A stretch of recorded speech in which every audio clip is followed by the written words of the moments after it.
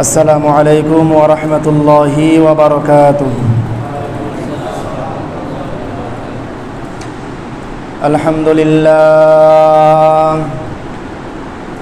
الحمد لله نحمده ونستعينه ونستغفره ونؤمن به ونتوكل عليه ونعوذ بالله من شرور أنفسنا ومن سيئات أعمالنا. من يهده الله فلا مضل له ومن يضلل فلا هادي له. ونشهد أن لا إله إلا الله وحده لا شريك له.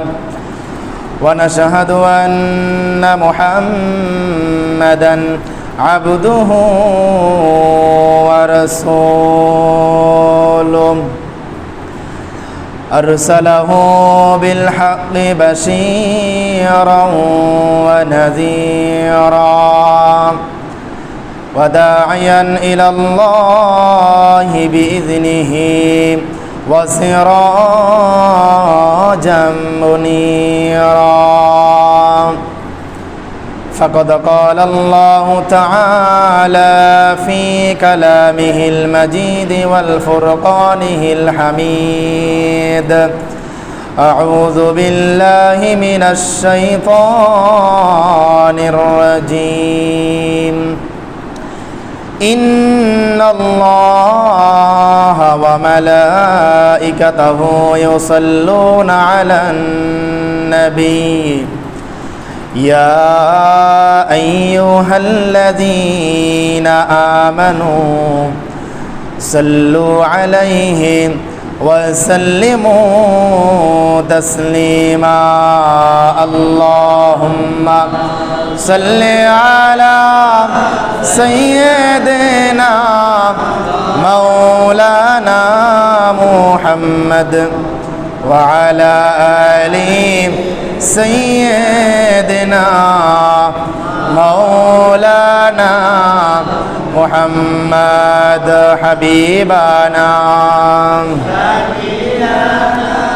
سيدنا مولانا محمد وعلى آل سيدنا مولانا محمد بلغ العلا بكماله كشف الدجى بجماله حسنت جميع خصاله صلوا عليه وآله. আলহামদুলিল্লাহ, দয়াময় মেহেরবান মাহবুদ আল্লাহ রাব্বুল আলামিনের দরবারে শুকরিয়া আদায় করছি, শুকরগুজার হচ্ছি যে আল্লাহ রাব্বুল আলামিন আমাদেরকে সাইয়্যিদুল আইয়াম জুমার দিনে সাইয়্যিদুল মাকাম আল্লাহ রাব্বুল আলামিনের ঘর মসজিদে তারই প্রশংসা করার জন্য যে আল্লাহ সুবহানাহু ওয়া তাআলা আসার বসার তৌফিক যোগ্যতা মন মানসিকতা যে আল্লাহ তাআলা সুযোগ করে দিয়েছেন, সেই জন্য সেই মহান মুনিবের দরবারে আমরা কালিমাতুশ শুকর আদায় করছি। সকলে বলছি আলহামদুলিল্লাহ। বিশ্ব নবীর উপরে দরুদ ও সালাম পেশ করছি। সকলে বলছি সাল্লাল্লাহু আলাইহি ওয়াসাল্লাম। সম্মানিত হাজিরিন, সম্মানিত উপস্থিতি, আজকে আমরা পবিত্র জুমার আলোচনায় একটি গুরুত্বপূর্ণ বিষয় নিয়ে আমরা আজকে আলোচনা করব।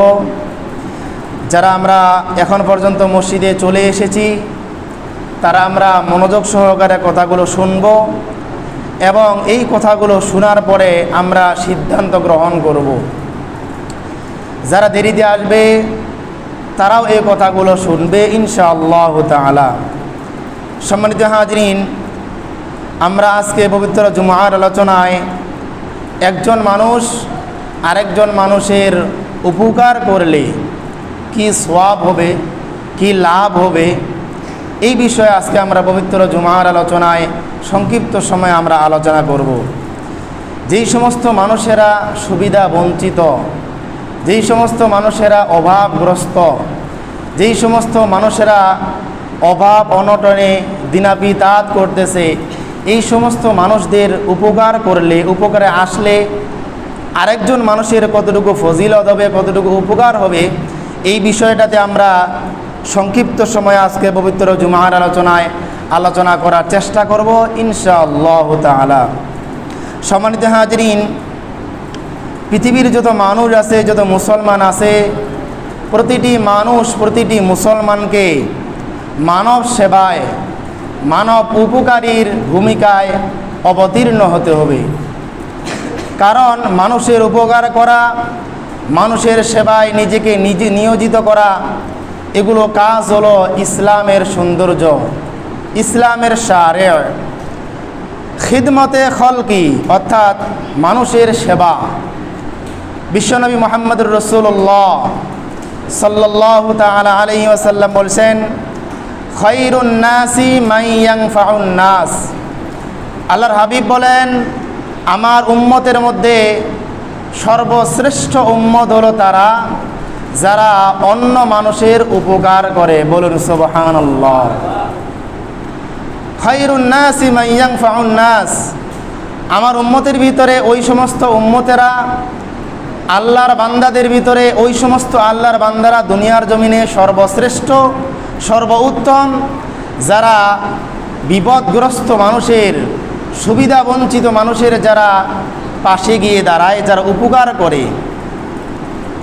এবং নবী করিম সাল্লাল্লাহু আলাইহি ওয়াসাল্লাম অন্য একটি হাদিসের মধ্যে ঘোষণা করেছেন, নবী করিম সাল্লাল্লাহু আলাইহি ওয়াসাল্লাম বলেছেন যে আমার যে মসজিদ, মসজিদে নববী, নবী করিম সাল্লাল্লাহু আলাইহি ওয়াসাল্লামের হাতে গড়া মসজিদ, মসজিদে নববী, হুজুর সাল্লাল্লাহু আলাইহি ওয়াসাল্লাম বলছেন আমার যে মসজিদ, মসজিদে নববী, এই মসজিদে 1 মাস ইত্তেকাফ করার চাইতেও, মসজিদে নববীতে 1 মাসের ইত্তেকাফ করার চাইতেও মানুষের সেবা করা, দুঃখ কষ্ট যাদের রয়েছে তাদের পাশে গিয়ে দাঁড়ানো এর চাইতে উত্তম। বলুন সুবহানাল্লাহ। দেখেন, আমি যে কথাটা বললাম, এই কথাটা আপনাদের বুঝে আসলে সুবহানাল্লাহর ভার এত আসতে হইতো না।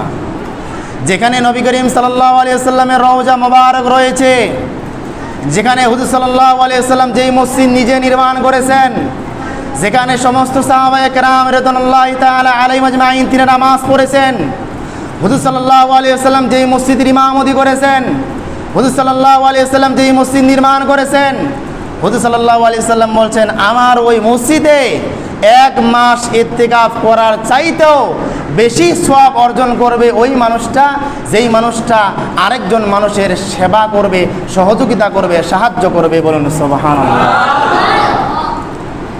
সম্মানিত হাজরিন, আজকে যেহেতু পবিত্র জুমার আলোচনা, আমরা মানুষের উপকার, মানবতার সেবা নিয়ে আমরা আলোচনা করব।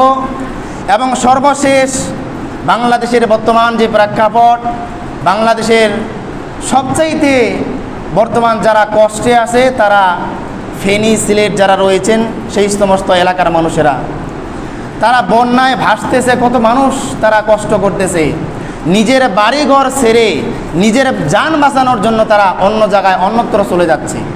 এই যে মানুষেরা কষ্ট করতেছে, আমরা যদি তাদের